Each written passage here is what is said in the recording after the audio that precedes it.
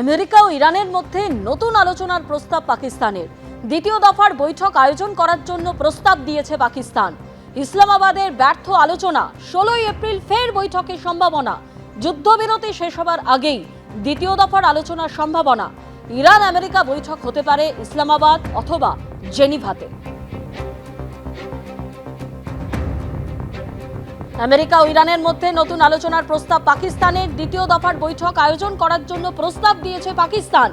ইসলামাবাদে ব্যর্থ আলোচনা, 16 এপ্রিল ফের বৈঠকের সম্ভাবনা। যুদ্ধবিরতি শেষ হবার আগেই দ্বিতীয় দফার আলোচনার সম্ভাবনা। ইরান আমেরিকা বৈঠক হতে পারে ইসলামাবাদ অথবা জেনিভাতে।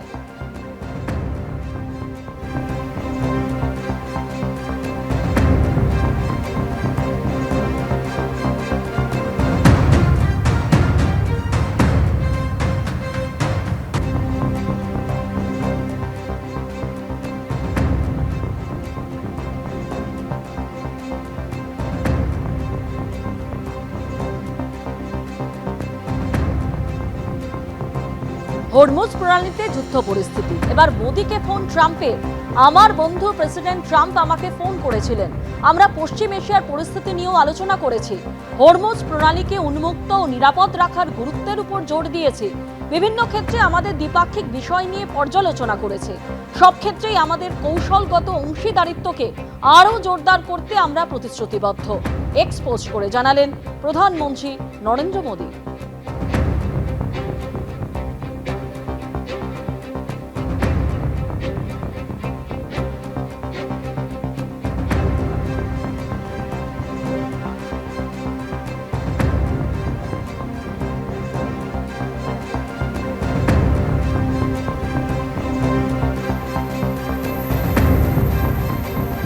প্রত্যাশিত ফল হলেই মিলবে পুরো পঞ্চায়েত ভোটের টিকিট।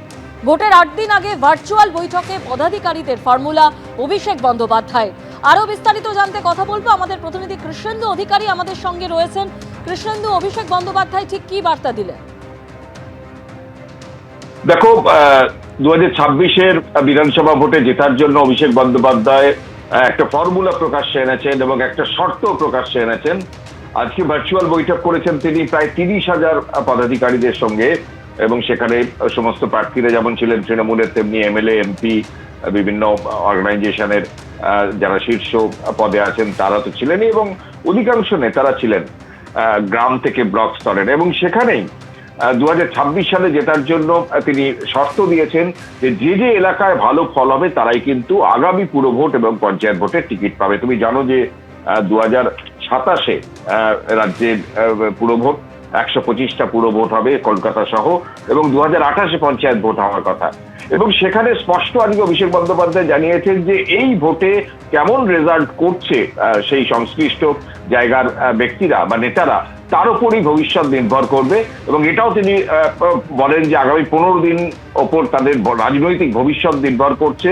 এই 30,000 পদাধিকারীদের তিনি স্পষ্ট জানিয়ে দেন যে পুরো ভোটের এবং পঞ্চায়েতের টিকিট মিলবে তাদের পারফরমেন্সের উপর ভিত্তিতে। যাদের ভালো ফল হবে, পর্যাপ্ত ফল হবে, তারাই টিকিট পাবেন, এবং যারা হবে না তারা পাবেন না।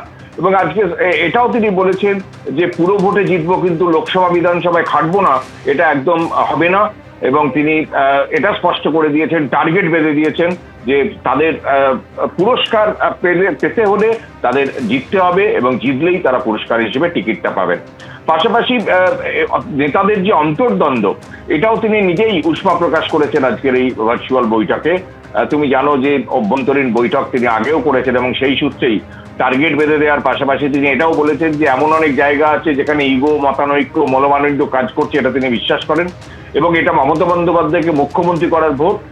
আমাদের অর্থাৎ তৃণমূলের যে শিথিলতা করলে পরে হাউস করার জায়গা থাকবে না। সুতরাং গোষ্ঠী কোন্দল, গোষ্ঠী দ্বন্দ্ব, মনমালিন্য থাকলে সেটা মিটিয়ে নিয়ে কাজ করতে হবে, একত্রিত হয়ে কাজ করতে হবে, এটাও তিনি বার্তা দিয়েছেন। অর্থাৎ তৃণমূলের একটা মানে টিকিট পাওয়ার আগামী দিনে পুরো এবং পঞ্চায়েত ভোটে টিকিট পাওয়ার শর্ত হিসেবে সেই এলাকায় তাকে জিততেই হবে, এটা পাশাপাশি অন্তর্দ্বন্দ্ব দূর করার নির্দেশ দিয়েছেন। তবে এটাও কর্মীদের তিনি জানিয়েছেন যে গত মানে বিধানসভা নির্বাচনের তুলনায় ভোটের আসনে এবং ভোটের পার্সেন্টেজে তৃণমূল আরো ভালো ফল করবে, কিন্তু তারপরেও আরো ভালো ফল করার জন্যই আজকে টার্গেট বেঁধে দিয়েছেন তৃণমূলের সর্বভারতীয় সাধারণ সম্পাদক। ধন্যবাদ প্রসন্ন। তার মানে বোঝা যাচ্ছে দলের মধ্যে যে বড় ভাঙন, বড় স্যাবোডেজ হতে চলেছে, এটা অভিষেক ব্যানার্জি এবং মমতা ব্যানার্জি আন্দাজ করতে পেরেছে। যে কারণের জন্য তাদেরকে এখন কর্মীদের সামনে মিউনিসিপাল ইলেকশনের সিটের গাজর ঝোলাতে হচ্ছে, যাতে ওই গাজরের টানে গাদা ছুটতে থাকে। অতএব এর থেকেই বোঝা যায় যে তৃণমূলের অবস্থা অন্দরে কতটা খারাপ।